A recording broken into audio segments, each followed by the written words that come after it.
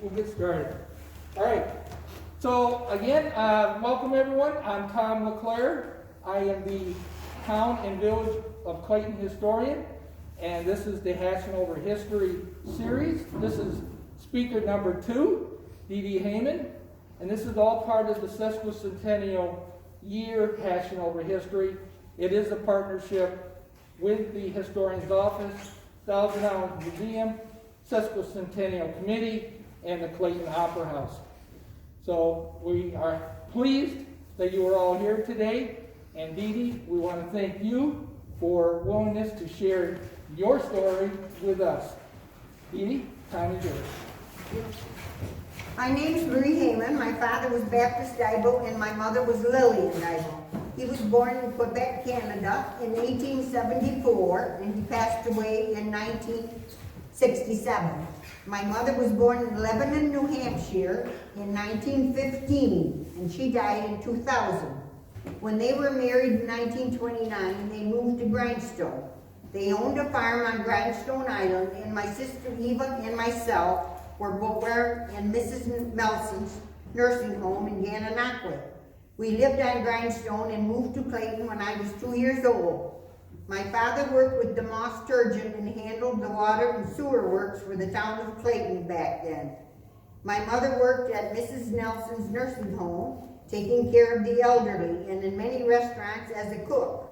Some of them restaurants were Esther's Tea Room, the Bowling Alley, and the Golden Acre restaurant. She also worked at the Mini Mill. We were a large family as I had 4 sisters and 4 brothers. My sister Eva used to babysit for B and George Bartlett when we were young, and I was busy tending to my brothers and sisters while our mother worked.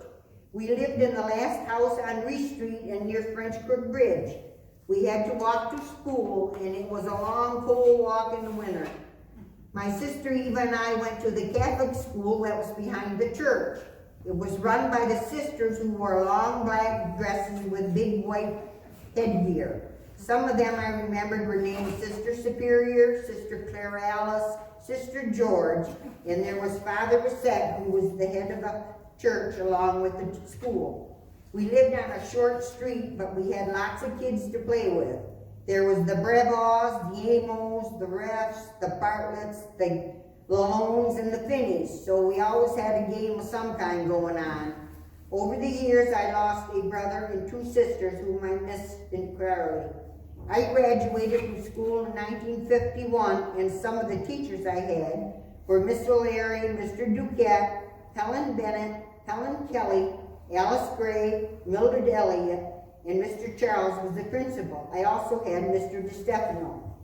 I met Ernie when he got home from the service, and Pa Pacific and Becky. We got married and lived on Rees Street. Then we moved to Dick Carpenter's apartment house by the Catholic Church. That is now torn down in a parking lot.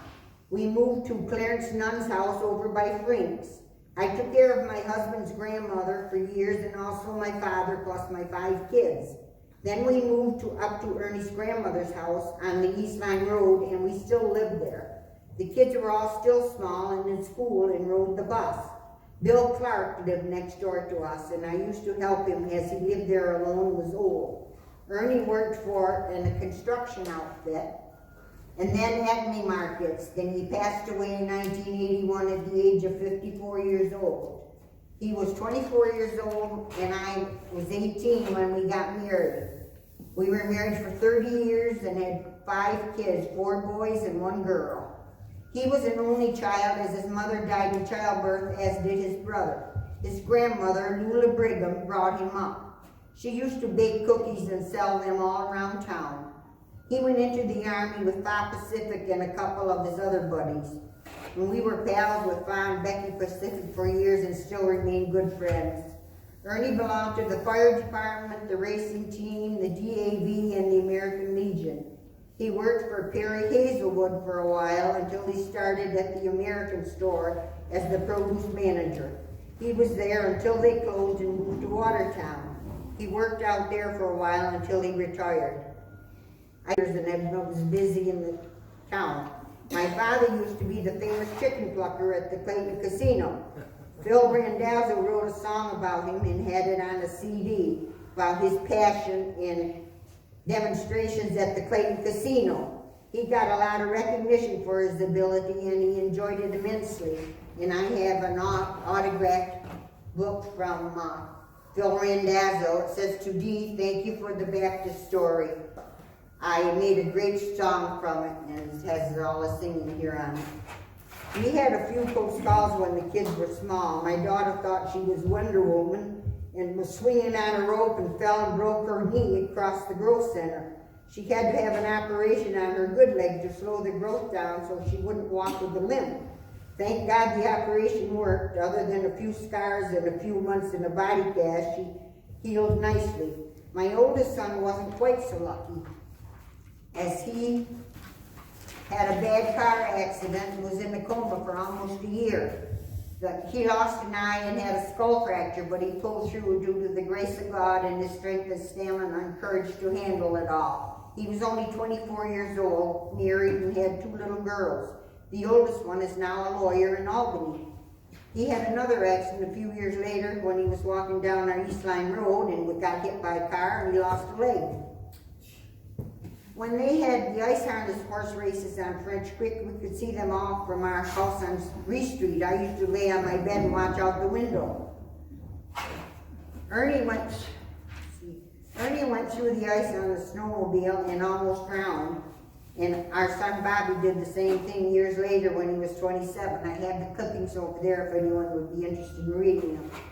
They were both very lucky that someone saw them and heard them and saved them. Years ago, I went to school. The river used to freeze solid across from Clayton to Grindstone, and we were able to go back and forth on the ice. I was good friends with Ada Turcotte, Joe McCarthy, and Mabel Munno, and I used to go back and forth with them and stay on Grindstone Island. When the river was open, we went on the mailboat with Francis Garnsey. My grandparents were Grindstone Islanders and used to go back and forth to Canada all the time. My grandfather on my mother's side went through the ice coming back from Canada one time, and his body was never recovered. That was a long time before my time, so I don't know many of the facts, only the stories from my mother. When we were kids, we used to ice skate on French Creek and swim in the river by the boathouses because we lived right there by it, and it was very handy. We used to fish all the time because back then you had to keep yourself busy. When we first moved from Grindstone Island to Clayton, we had no electricity and used kerosene lamps. We had no running water and used a hand pump. And we had no inside plumbing, so we used an outhouse. Gradually over the years, things improved. I guess way back then we weren't the only ones with those conditions. I guess that's about it. Is there any questions or anything else?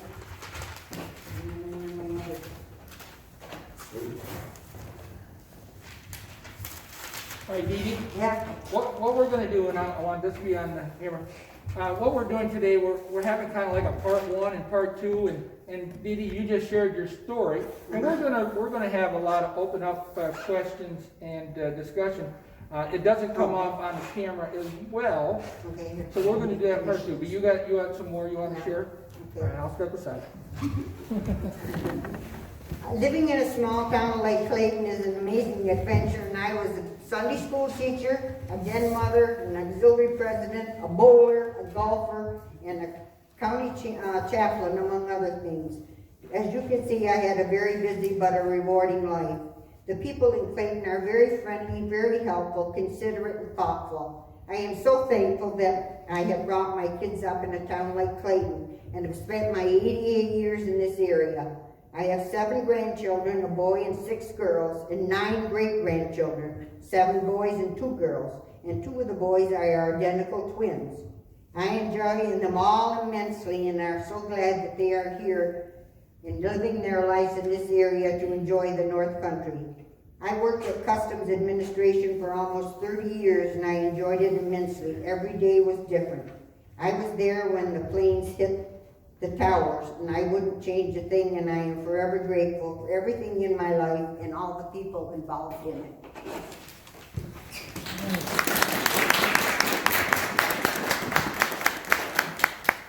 Okay, DeeDee, I want to thank you very much for coming and sharing your story. You're welcome. For the purpose of the video, we're going to do a part 2 here. We're going to invite the 25, 30 people, and we're going to have some open discussions.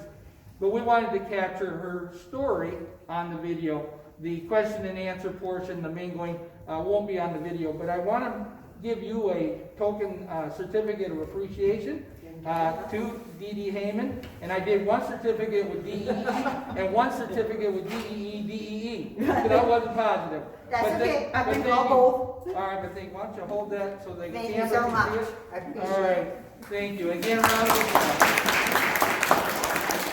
All right. Now again,